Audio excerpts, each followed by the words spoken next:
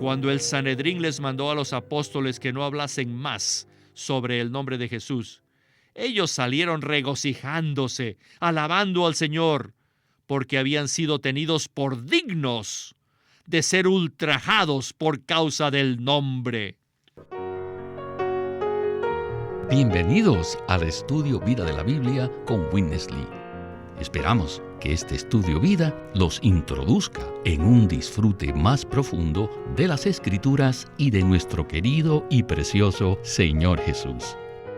Visítenos en nuestra página de internet radiolsm.com y allí podrán escuchar gratuitamente todos los programas radiales del Estudio Vida.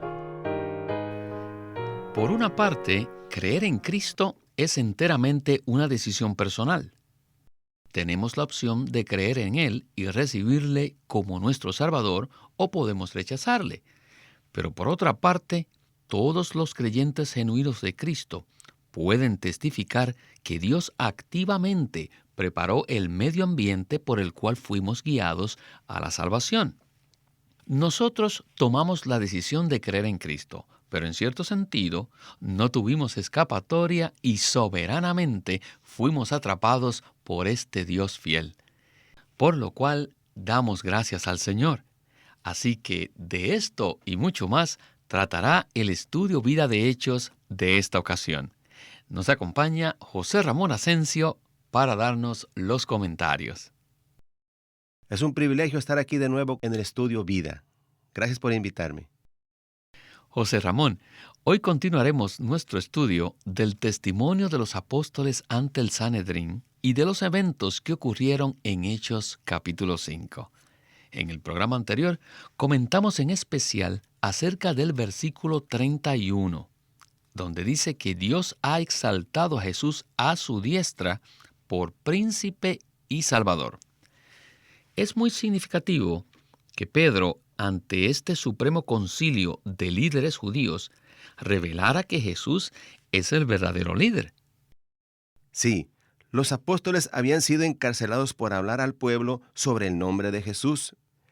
Aunque los metieron en la cárcel, el Señor los sacó de ahí por medio de un ángel, el cual les dijo: «Id y puestos en pie en el templo, hablar al pueblo todas las palabras de esta vida».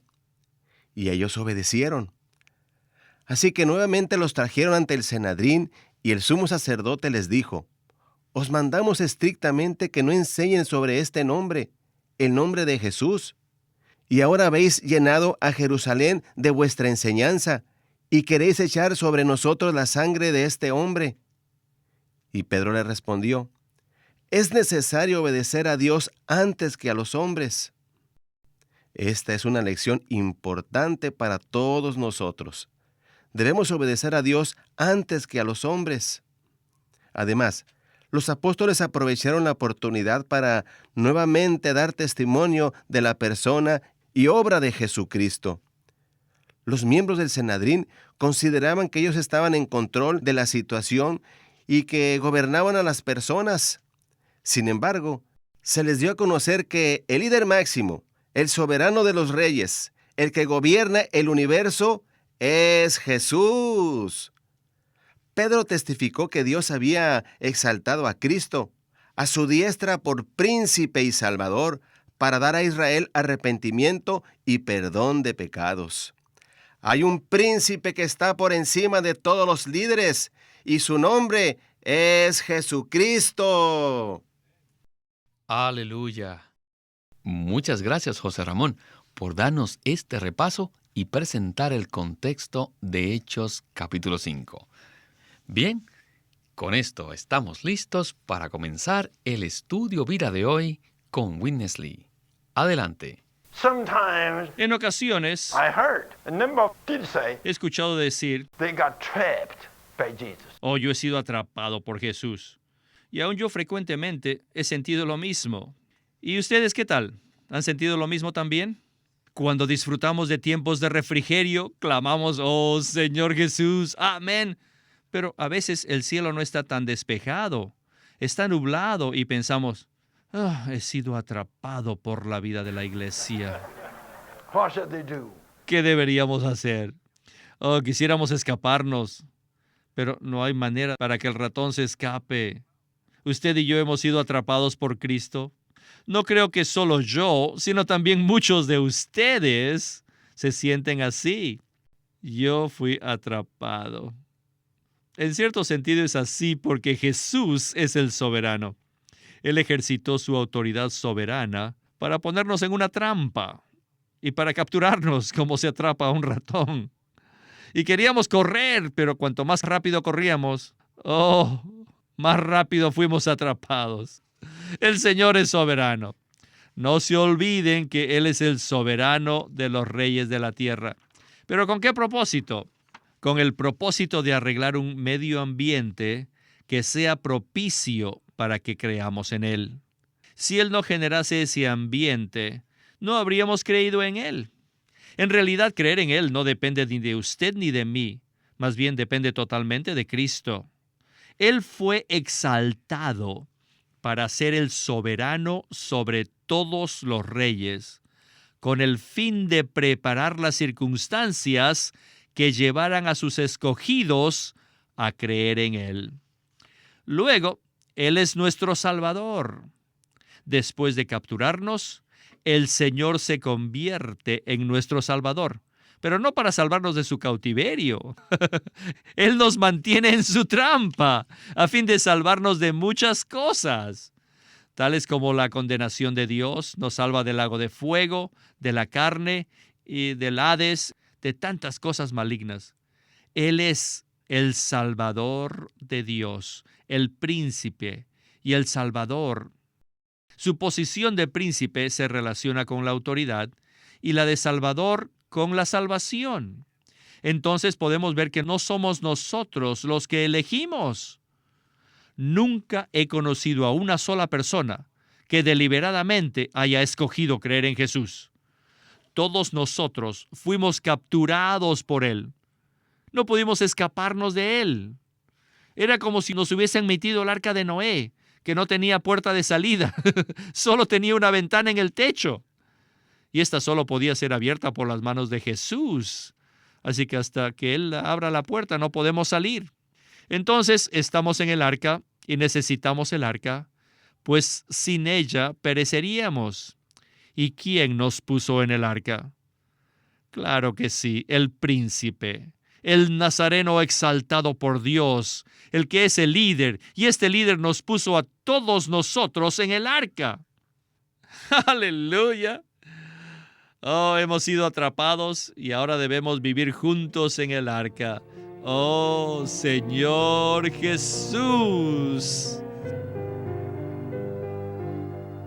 José Ramón, esta sección continúa un tema que abarcamos en el programa anterior. O sea, a Cristo, el príncipe, se le ha dado la potestad en el cielo y en la tierra. Él posee autoridad suprema sobre todas las cosas y específicamente, Él preparó y dispuso nuestras circunstancias de tal modo que no tuvimos más opción sino creer en Él. Este punto, José Ramón, lejos de ser una doctrina, se relaciona con nuestra experiencia. Y es por ello que me gustaría que usted nos compartiera su experiencia en este sentido. Nuestro príncipe, el Cristo resucitado y ascendido, es la autoridad suprema y tiene potestad sobre todas las personas, las cosas y eventos del universo. He oído a jóvenes que dicen, primero me divertiré, viviré a mi manera y luego buscaré al Señor. Pero no se dan cuenta de que eso no depende de ellos. Incluso yo mismo pensaba así, pero bajo la soberanía del Señor, tuve la bendición de conocer a Dios en mi niñez. En este tiempo fui atrapado por el Señor en cierto grado. Tenía como 10 años cuando Dios se me apareció, no personalmente, sino a través de su autoridad suprema y sobre su potestad sobre las cosas que nos suceden. Fue un verano de junio de 1958. Me preguntó un querido amigo, ¿qué vas a hacer en vacaciones? Yo le respondí, voy a ir con mi tío Lázaro a Corona. Él me contestó, si Dios quiere. Le respondí rápido: voy a ir, mi papá y mi mamá ya me dieron permiso. Él repitió: si Dios quiere. Yo dije: voy a ir. Esa semana que iba a ir, me enfermé fuertemente. Y en mi cama venía esa palabra: si Dios quiere, si Dios quiere. Eso fue una gran bendición, saber que Dios es la autoridad suprema y que Él existe. Él preparó cierto ambiente, el cual me guardó y preservó de una manera soberana para ubicarme bajo su dirección, para llevarme a creer en Jesucristo un día. Bendito sea el Señor. Él existe. Él es real. Gracias, José Ramón, y aprecio mucho que haya compartido su experiencia con nosotros. Ciertamente, todos podemos ver la mano soberana del Señor en nuestros caminos pasados, cualquiera que estos hayan sido, hasta que finalmente llegamos al punto en que nos sometimos a Cristo. Bien, ahora, José Ramón, abarcaremos ciertos dones que nuestro Padre Celestial nos otorgó. Continuemos el estudio vida.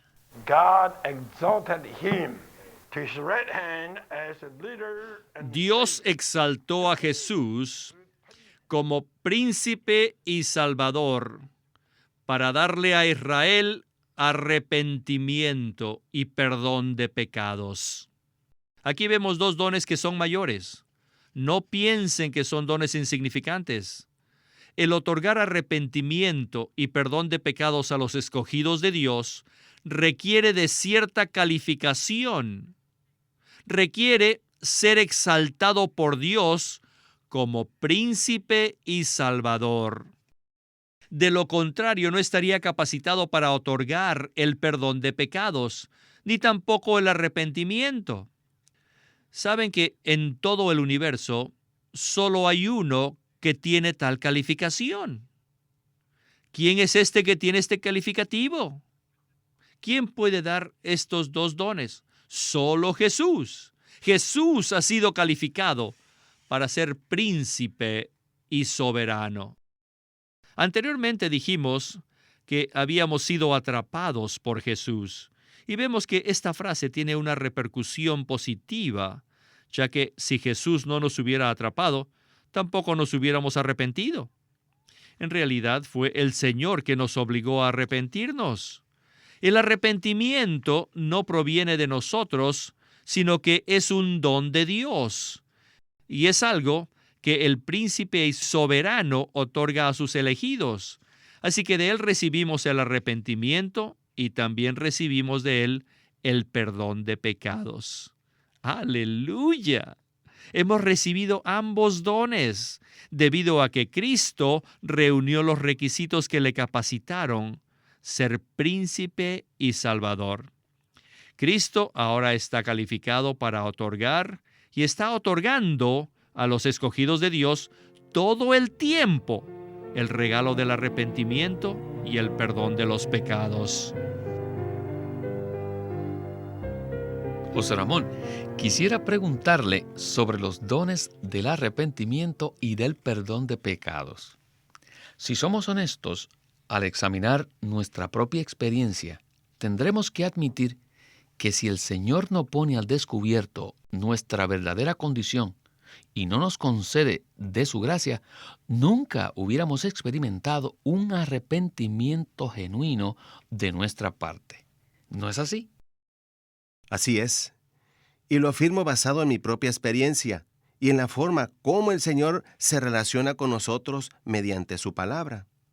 El deseo de arrepentirnos no proviene de nosotros, sino que es un don que recibimos de parte de Dios. Y después de arrepentirnos, recibimos el don del perdón de los pecados. El arrepentimiento se produce cuando la luz del Señor Jesús nos ilumina, poniendo al descubierto lo que somos, lo que hemos pensado, lo que hemos hecho. Después que Dios escudriña nuestro ser interior, vemos nuestra condición caída y nos arrepentimos. El arrepentimiento es un don que proviene de Dios. y le agradezco al Señor por todas las ocasiones en que Él me ha guiado a arrepentirme. Esto no es algo insignificante, sino que es de suma importancia. Quisiera recalcar que el arrepentimiento no solo ocurre el día en que fuimos salvos, sino que lo experimentamos regularmente en nuestra vida cristiana. Recibir el don de arrepentimiento nos guía a la salvación y a recibir la vida eterna. ¿Podría entonces usted explicarnos lo que realmente significa el arrepentimiento? El arrepentimiento significa que experimentamos un cambio en nuestra manera de pensar. Al darnos cuenta de nuestra verdadera condición, nos volvemos al Señor para recibir su perdón. Uno reconoce que va mal por el camino, que es un pecador, que su manera de ser y de pensar es corrupta, terrenal, vana, carnal. Y Dios, en su misericordia, le concede a uno arrepentimiento para vida. Es decir, Él nos otorga el arrepentimiento por el cual desechamos nuestra manera de ser caída y nos volvemos a nuestro Salvador, al Señor Jesucristo.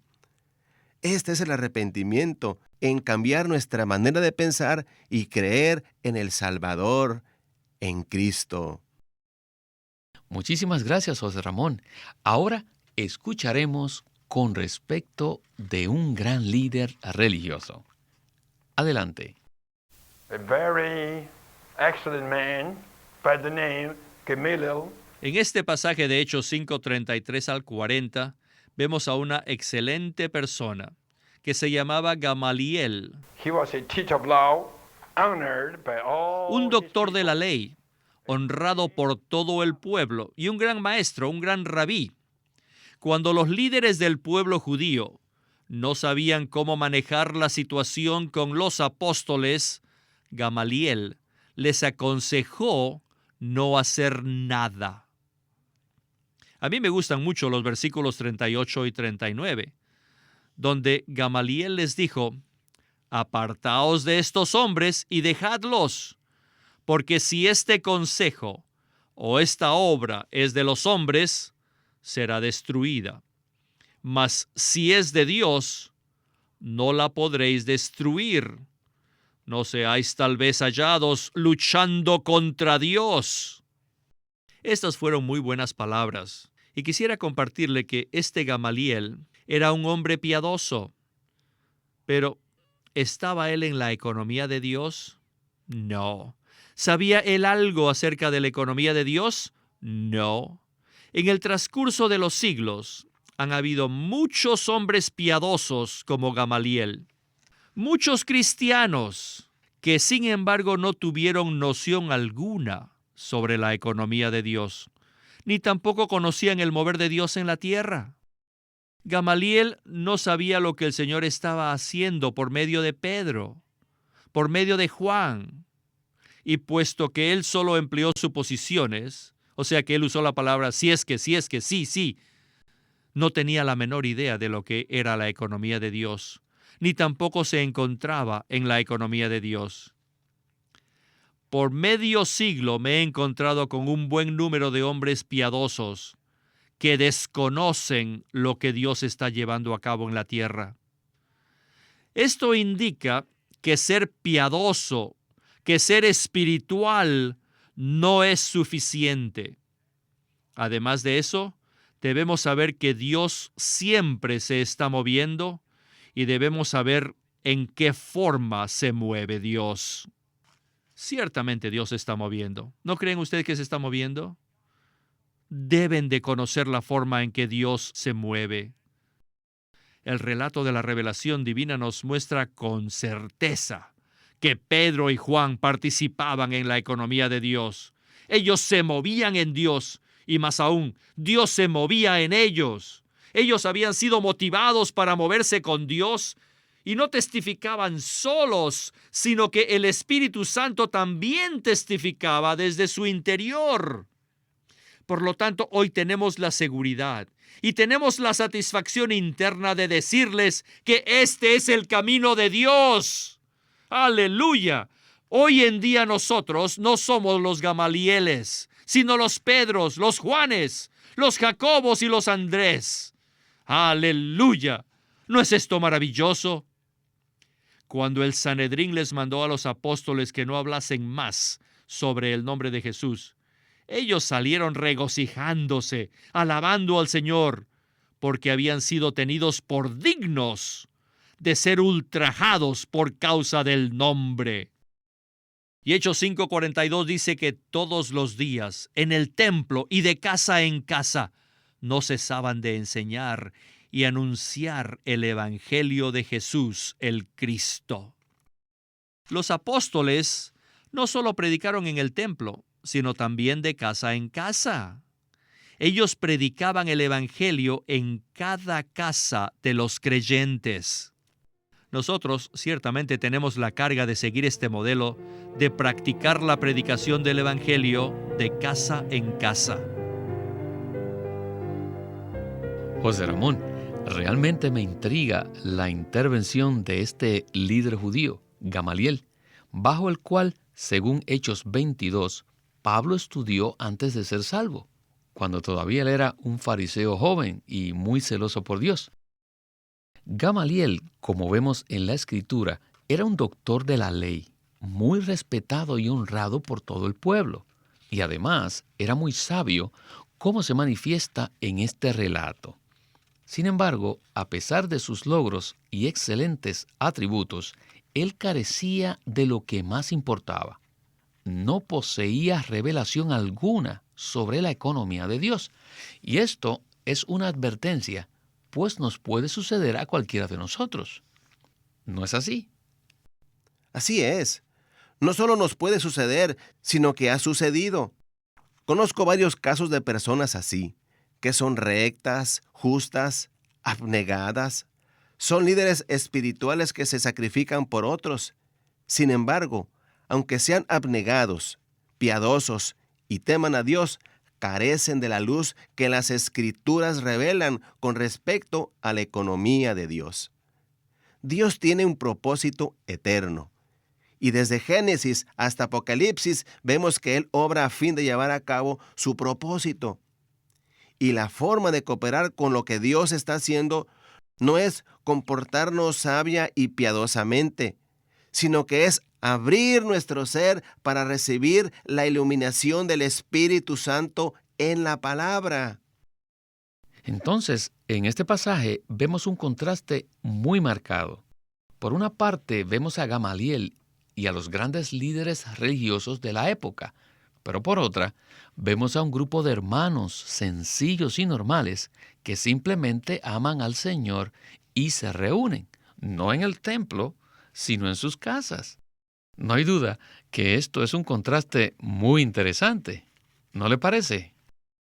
Sí, es muy interesante porque la religión siempre tiene a edificar algo grande, algo impresionante, algo ostentoso.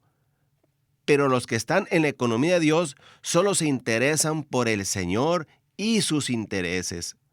Solo aman al Señor y solo se interesan por Él, no por la religión. Pues así experimentan a Cristo como su vida.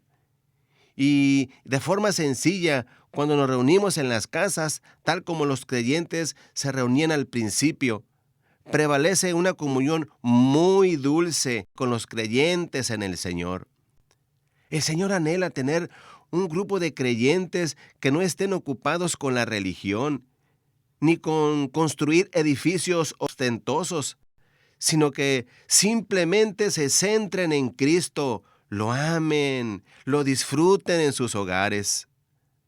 Al leer Hechos vemos que los creyentes simplemente se reunían de casa en casa, de día en día, para disfrutar a Cristo en mutualidad. Este era un vivir sencillo, centrado en la persona de Cristo. Que el Señor nos libere de toda pretensión y nos lleve a la simplicidad de disfrutarle juntamente con otros creyentes como nuestro príncipe, como nuestro Salvador y nuestra vida. Al leer el libro de Hechos, podemos darle énfasis a muchas cosas. a los milagros, a los portentos o a las historias interesantes y sobrenaturales. Pero Dios se centra en su economía, que gira en torno a Cristo y la cual la llevan a cabo los creyentes en fe y simplicidad, reuniéndose de día en día, de casa en casa, partiendo el pan y disfrutando a nuestro maravilloso Señor Jesús. ¿Qué le parece esta vida cristiana, José Ramón? Esta es la vida cristiana normal.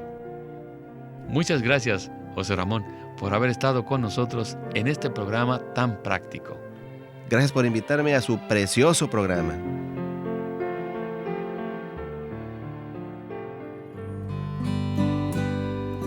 Queremos presentarles el libro titulado La vida que vence, por Watchman Nee.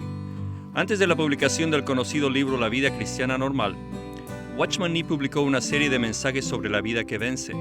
En muchos aspectos, estos mensajes son la base para la vida normal del cristiano. La vida que vence no es un llamado a alcanzar una medida extraordinaria de espiritualidad, sino a ser normal. Un llamado a seguir la vida que está escondida con Cristo en Dios. El llamado repercute dentro de los creyentes, quienes pese a su aguda sensibilidad a sus debilidades, perciben un llamado interno a vencer. En la vida que vence, Watchman Nee presenta los problemas que asedian a los cristianos que buscan más de Dios. Apoyándose en la palabra de Dios, él examina la condición derrotada de los creyentes y presenta una revelación del Cristo victorioso y vencedor, a fin de conducir al lector a experimentar la victoria de Cristo de una forma personal y cotidiana. La vida que vence concuerda con la verdad, está llena de esperanza y lleva al lector a una consagración renovada. Y puede conseguirlo en su librería cristiana o llamando al Living Stream Ministry al 1-800-810-1149 y le daremos más información al respecto de cómo obtener el libro La vida que vence, por Watchman Nee. Queremos animarlos a que visiten nuestra página de internet, libroslsm.com. Allí encontrarán los libros del ministerio de Watchman Nee y Witness Lee. Una vez más, libroslsm.com. O llámenos a nuestro teléfono gratuito 1-800-810-1149. 1-800-810-1149. Además, si desean, pueden comunicarse con nosotros enviándonos un correo electrónico a estudiovida@lsm.org.